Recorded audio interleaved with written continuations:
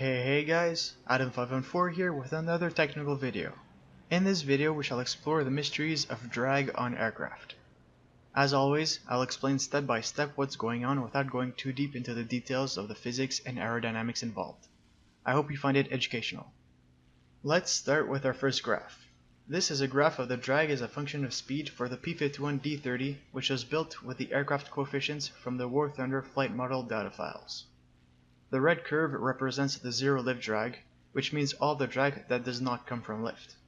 Fuselage, tail, antennas, gears, pylons all interact with the airflow and create zero lift drag. The yellow curve represents the lift-induced drag, which is the drag due to the generation of lift. The more you need to point your nose up to stay in level flight, the more induced drag is generated.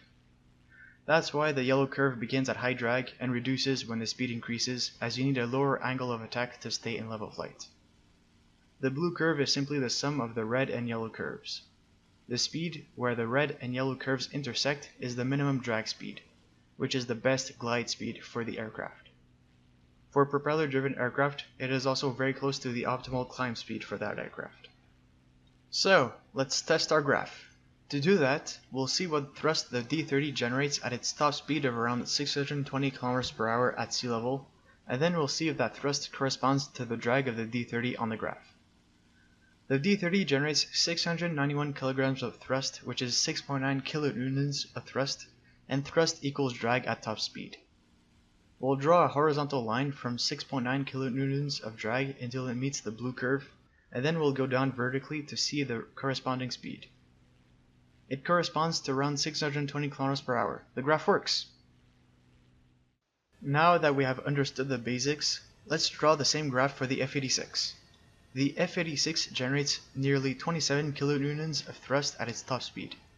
Let's see what speed that corresponds to. It corresponds to nearly 1400 km/h, faster than the Mitsubishi T2 and definitely supersonic.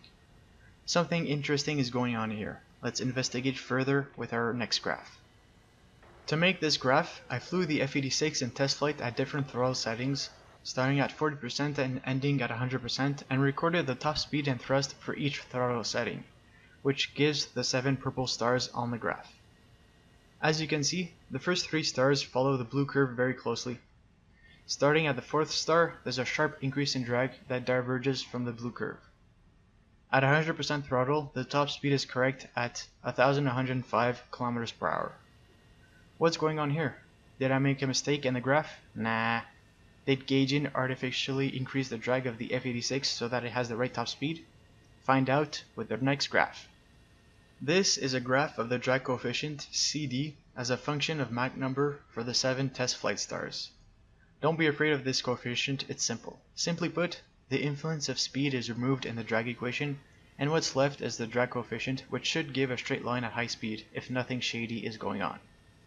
You can see that the first 3 stars form a straight line, but the drag coefficient starts to increase abruptly at the 4th star at around Mach 0.85. This is the effect of wave drag, also called transonic drag or compressibility drag. At its top speed of Mach 0.9, around 1/3 of the F-86 drag is wave drag. Simply put, wave drag comes from the creation of shockwaves when the speed of sound is exceeded. So, how come shockwaves are created when the aircraft is subsonic at Mach 0.85?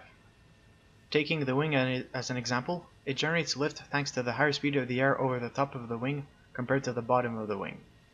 This means that the air accelerates when it reaches the wing, and that's how shockwaves are created when the aircraft is still subsonic.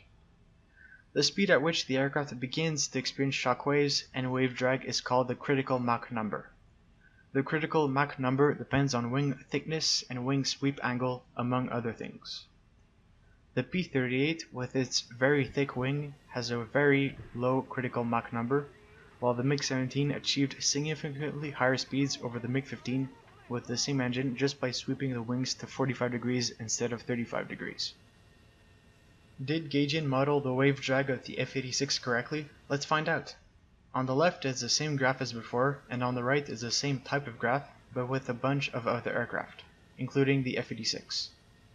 To compare the graphs, you need to look at the beginning of the highlighted F-86 curve between Mach 0.85 and Mach 0.9. You can see that the curves look very similar. Good job gauging. On the graph on the right, you can see how the subsonic planes saw a massive increase in drag as they neared Mach 1, hence why it was known as the sound barrier. Next, let's see if the F-86 can go supersonic in a dive. In a dive, the F-86 has 6 tons of mass to add to its 2 tons of thrust to counter drag. Will that be enough to go supersonic?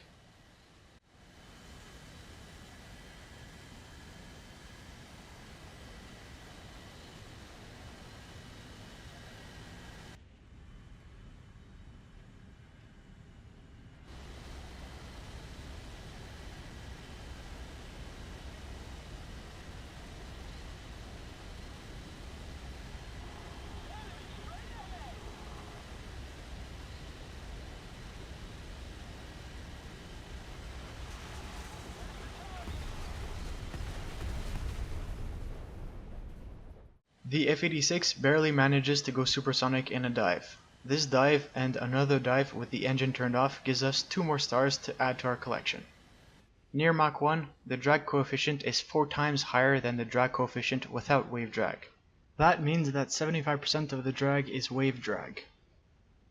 The following applies to every aircraft, including supersonics. Don't climb near Mach 1, it's not efficient. I think this is my most technical video yet. I hope you followed and understood most of my explanations, and I hope my graphs made it easier to understand what I was saying. Even though this video was time consuming to make, I enjoyed making it and learning more about the fascinating subject at the same time. Thanks for watching!